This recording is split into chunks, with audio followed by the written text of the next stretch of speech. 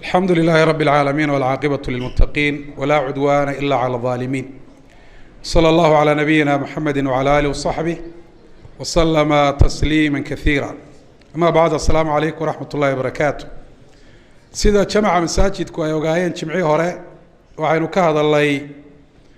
dhiirigelinay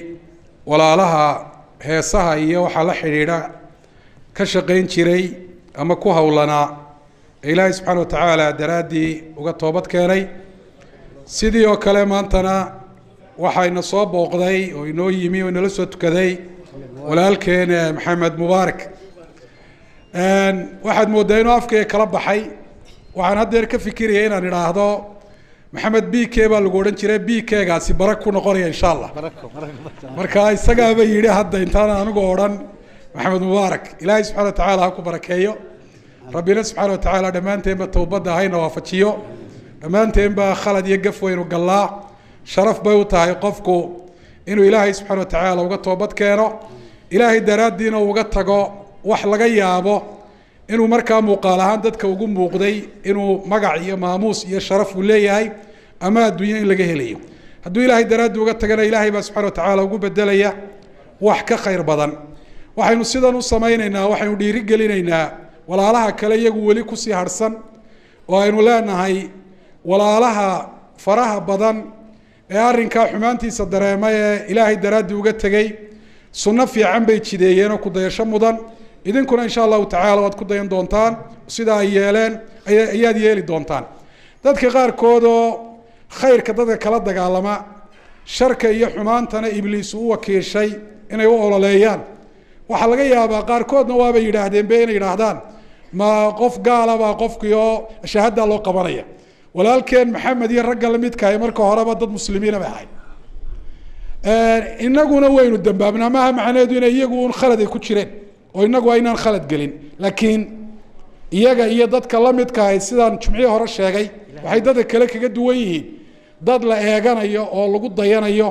oo dad fara badan shaqada ay qabanayaan ay ku dambaabayeen ayay ahaayeen haddii ay iyagu khaladka ka tagaana dad fara badan tusaale u noqonayo oo ummadda dhexdeeda iyo gaar ahaan kuwii taageeri jiray insha Allah ta'ala raad ku yeelanaya manihin takfiiriyiin aaminsan qofka muslimka ah waxa weeyaan heesa oo muusi garaaca ama inanta tusaalahan isqaawisa inay gaala tahay waxay aaminsan waxaas inuu macsiyo khalad yahay waajibkuna uu yahay qof kasta oo muslim oo dambaaba inuu ilaahay subhanahu wa ta'ala u toobad keeno fariinta ama dardaaranka walaalkeen aan siinaya wuxuu yahay si gaar ah insha Allah isagoo balbalaaran waa ugu sheegi doonaa inuu saaxiibadii hore bedelo oo saaxiibo ahlu khayra وأهل الدين وناقة تصالح وقلنا نقضى قول يفعل با إنه يشوا إيانا حيرك كده حيا إنه نقضى إنه وناقة وشاقه وعدد ولا لهنا ومسلمين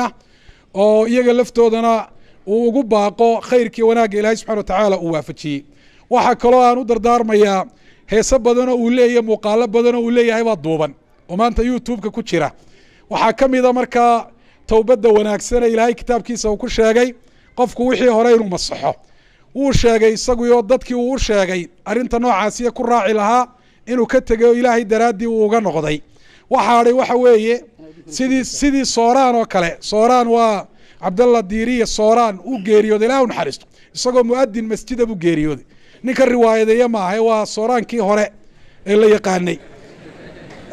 wuxuu sheegay oo marar fara badan uu baahiyay waxa laalo wixii hees hore looga duubay iyo riwaayad in la masaxo oo isagu aanu mas'uul ka ahayn cidii dambe waxa weeyaan dhageysata marka isagana insha Allah ta'ala inta dadka inuu sheego waa ka codsanaya walaalkeen waana soo dhaweynaya wuxuu inoo oranaya barakallahu fi السلام عليكم ورحمة الله وبركاته دماتينا بان idin salaamaya sheekhana waanu hambalyeynaya idinkuna waxaan idin ka codsanayaa inay ducaysaan aad baa u mahadsantiin ma sha Allah barakallahu fi jazakallahu khair Allah yubarak